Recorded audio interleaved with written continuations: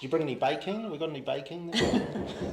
Yes, there's fresh baking, of course. Oh, You don't good. even need to ask. There's always fresh baking. Oh, good, thank you. Yes, Yeah, yes. maybe afterwards you could whip up some spaghetti bolognese or something. Oh, definitely. Yes, definitely. It's always got the ingredients for that in the fridge. Yeah, Sure. good. Yes. I like your matching outfit, as always. Oh, yeah, thank you, thank you. Well, Yes. it's just thrown together today after my busy morning. Oh, good, Yes, busy morning out walking in the rain. good. That's nice. Mm. Well, today on the show, I have my mum, Sue Huljich. Welcome, Mum, and thank you for joining me. Pleasure, pleasure. Now, in this episode, we're going to discuss the changes you've experienced mentally, emotionally, and physically by cutting alcohol out. Could you start by telling me what brought on the decision in your mid-60s to look at your alcohol consumption? Oh, well, I read an article per chance, totally by chance, in the newspaper, in part of the newspaper, which talked about how much a person could drink in a week, which was acceptable. And when I read the article, I was shocked to realise that I was drinking a lot more than that. Oh, I hadn't thought about that before because I really liked it and it was part of my little routine. So I just did it and I looked forward to it every evening at 5 o'clock. So when I read the article and I added up how much I was drinking and looked at what it said was acceptable, I realised that was way too much and I wondered if I should stop. Right. And what did it say was acceptable and how far over were you? Well, I was a lot over. It said that for a woman, you should not be drinking 7 nights a week, which I was, and that you should be having, I can't remember now, perhaps one small glass a night or one restaurant pour a night, and have a couple of nights off. Which, well, I was drinking 7 nights a week and I was having a lot more than that because when you pour them yourself at home, you certainly don't pour a restaurant pour. You get the big glass that you've got in the cupboard, which is so fashionable now, and you sort of put it half full, which is quite a lot as it turns out. I didn't realise. So I was drinking every night, a couple of drinks before dinner and then a couple of drinks with dinner, which actually totals up to about a bottle of wine, as Wow. it turned out when I stopped and thought about it. But I really liked that. Yeah. Otherwise I wouldn't have done it. And before you read the article, did you think about the drinking at all? Had you? No, I didn't think about it because I always felt fine and it was like my routine and that's what I did with my friends when I went out and I could always get up in the morning and do what I had to do, so I just didn't really think about it. Yeah. Did it ever interfere with anything or not? Never. No, it didn't, because I always get up and go for my walk and I could always do that. Yeah. So because I could always do it, I didn't think there was anything wrong with it. Yeah. And how did you go about stopping? Tell me from when you read the article, what was the process, your thoughts, then your actions? Well, my thoughts were that obviously I was drinking too much and that it could be a bad thing because it said it's actually putting poison into your body and it actually isn't a good thing to be drinking that much. So from that day on, I just decided to stop and I just did stop. I didn't have another drink after that. I thought it seems to be a really important thing and so I will just stop. And the hardest thing was I realised it had become a habit and at 5 o'clock, when I would normally have had my first drink, I was sort of waiting and looking and thinking and wondering what my arm was going to be doing without a drink in its hand to go to my mouth. So I just still had a glass there, but I put something else in it. I put fizzy water or flavoured fizzy water so that at least I could still do that, but it wasn't alcohol. And after a little while, well, actually I didn't really miss it right from the start. I didn't miss it. And when you realised that, it wasn't good for you to be having that much, if you continued to drink that much, what did you think that was going to do to you, or why, Well, I thought it might age me. And so, being so vain, I thought, well, might not start to look, might start to look a bit ancient or wrinkled or whatever. Also, I thought it's obviously not a good thing for your entire body physically to have that much alcohol in it. So I just thought it's just not a good thing to do. And if I could stop, I didn't know if I could stop. That was one of my challenges. Because I was used to drinking such a lot, I actually thought in the back of my mind, I wonder if I can stop. And secondly, I wondered, would I feel different if I did stop? So would it be a worthwhile thing? Yeah. And why did you decide to stop and not try to manage it? Well, if it needed, whether it needed managing or not, but why didn't you go to try just having one glass? Because I thought it's all or nothing. Right. I thought, let's see. Well, I thought I didn't know if I could stop. So let's just stop altogether, and then that will tell you if you can stop. If I couldn't stop, well, then I might have had to do it in steps and stages. But I just thought, go cold turkey and see if you can do it. Yeah. And you said you didn't find it very difficult to stop. No, because I made up my mind, and I'm a bit like that. When I make up my mind, I just do it. I was focused on doing it, and I thought it would be a good thing to do it, so I just did it. And that was how I was. So, and I think because I live on my own, I didn't have the influence of another person saying at night time, oh, let's just have a drink. I just had myself to deal with. So therefore, in that respect, it was easy. Good. Okay. And did you have any times or lapses where you really felt like you wanted to drink since you stopped? No, I didn't really. In the year and couple of months that I have stopped, there has been an odd occasion where I've had a glass of champagne. A, because I felt like it, and B, because it was a special occasion. Sometimes I haven't had a glass of champagne when I could have, when it's been a special occasion. So I can now choose whether I have it or whether I don't. And I only have it if I really feel like it, and if it's a very good champagne, because I don't want to waste my one chance on having a bad champagne. So I have had a very odd glass of champagne, but actually even now I only want half a glass. That is plenty for me. I can't drink a whole glass. And when I see people drinking wine now, and I look at it, I don't feel like it at all. In fact, if they put it in front of me, I actually couldn't drink it now because I've gone completely about turn. Yeah. That's interesting. So no, I don't feel like it. And it was a mindset with me. It was a mindset. I just put it out of my mind. Yeah. I like that. If something's important to you, and to people, if something's important enough to them, they can make that decision. And if you make the decision, it's actually a lot easier to... Yes. Yeah. Instead of saying, I'm going to try this, yes, it's, I'm going to do this. Yes. And that different mindset can be the difference between something being difficult or something being a lot easier when you're changing a habit. I think it's all about if you really want to do something, you just set your mind to it and you can do it because you're focused and it's a priority. And that's how it was for me. I just really wanted to do it. So there wasn't a half measure. Yeah. It couldn't be. Yeah. And you noticed that there was so much in your routine and your habit that you, 5 o'clock came around and you felt like you needed to be doing something was missing, but you found a way to replace that. I found a way to replace it by putting something else in the glass, it's true. And I changed my habit around that time a little bit, whereby I did something a little bit different as well. Like instead of just standing there watching the chase on TV and having a glass of wine, I kept myself busy doing other things at that time, so I was distracted. It didn't take very long for it to get out of that habit, actually. Yeah. I just did replace it. But because my mindset was so strong, I just worked around it. Cool.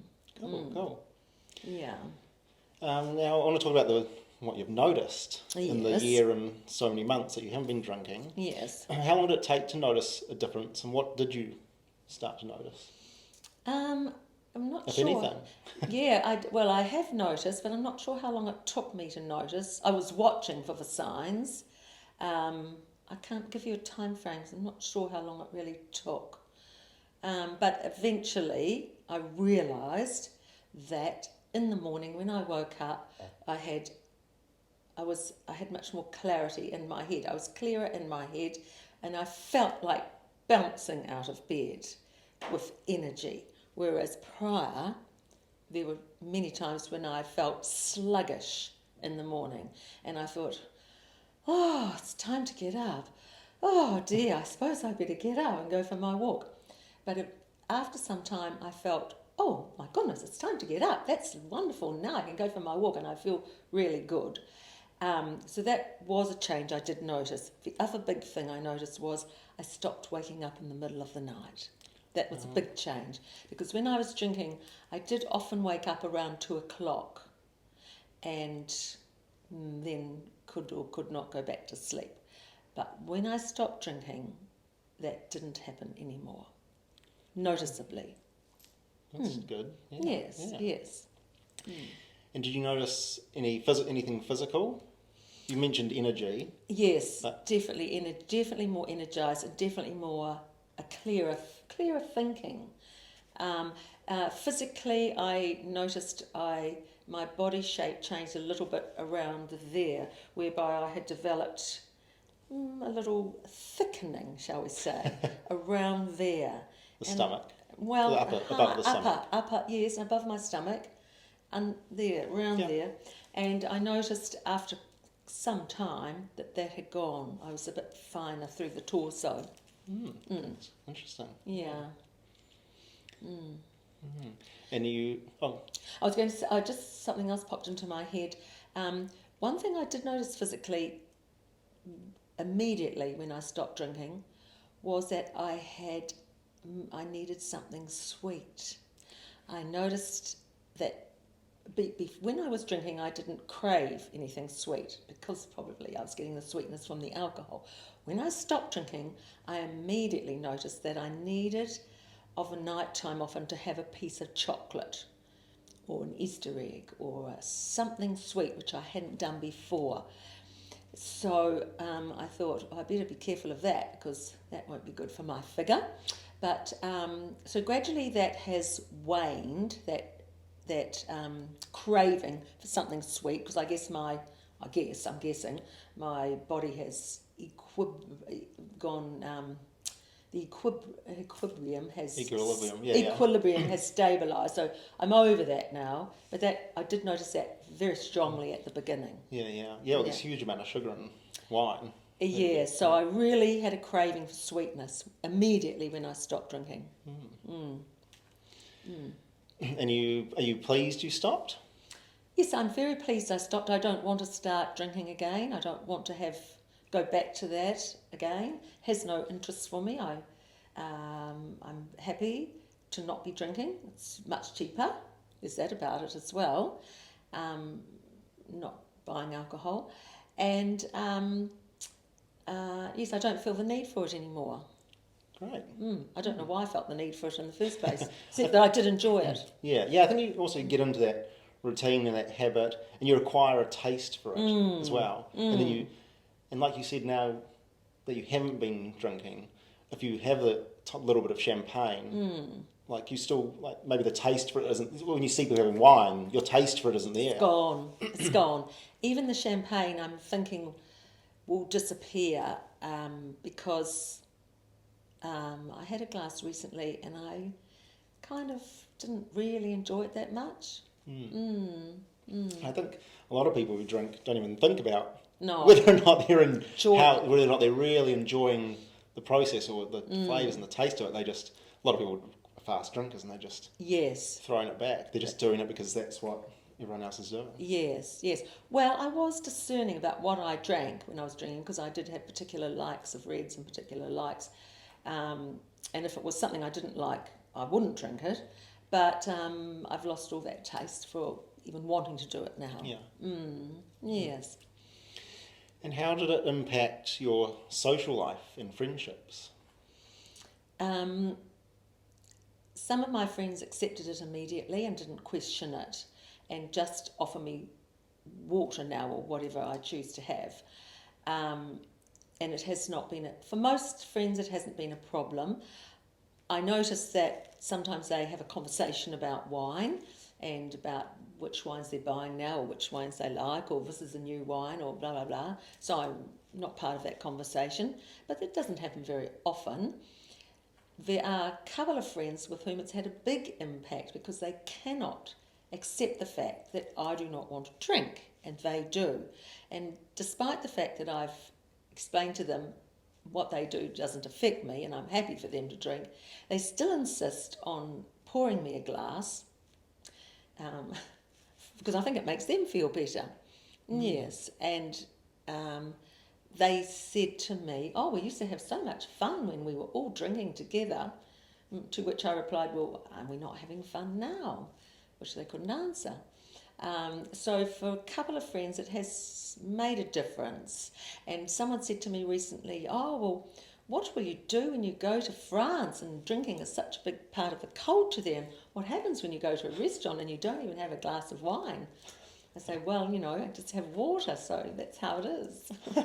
So some people can't get their heads around it, but I think that's their problem, not mine. Yeah. And have you found the pressure at times that you've received? How do you handle that? Yeah, there is, as I said, with some people there is pressure, and so because of that I just say, sure, pour a glass of wine. They seem to feel better when they've poured the glass, even though I don't drink it. So, right, yeah. That's clever. Yeah, so, yes. Well, I think when you're my age, people accept more that what you say is how you want it. So I think they do accept that a bit more when you're older than pressurising you. Okay. And do you continue to notice changes, even after a year? I'm interested if you notice that your moods or emotions or how you feel about certain things that happen to you, do you handle them differently than in the past? That's interesting. Well, I hadn't really thought about that actually, but yes, I think so. I think I'm more considered in my responses to people and in my actions because I'm thinking more clearly. Whereas if I had a few drinks or something, I'd be quicker and less thoughtful in my replies. Yes. And when I'm with people, this is not a criticism or a judgment, but I notice when I'm with people who are drinking, and as the evening goes on, their responses become quicker and less thoughtful, which is pretty much how I think I was before as well. Right. Yes. Oh, that's a cool reflection. Yeah. Whereas I find I can step back, think about it, and then give a considered reply, which is quite more sensible and thoughtful. Yes. And, yeah. Yeah, I can't think. Yes, it's just I think the ongoing energy and clarity is worthwhile. Right. Good. Yes. And is there anything you would suggest or to people if they were, thinking about their own alcohol consumption? Anything you'd like to share?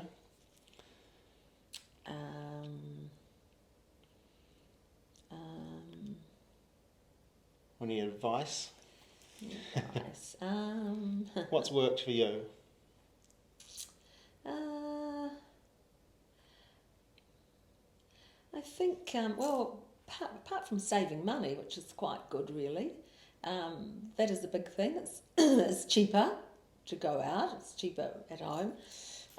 But I think it gives you a clearer thought process and a clearer perception and a better feeling for other people's emotions and for your own as well. I think it makes things much clearer. Right. Yes, actually.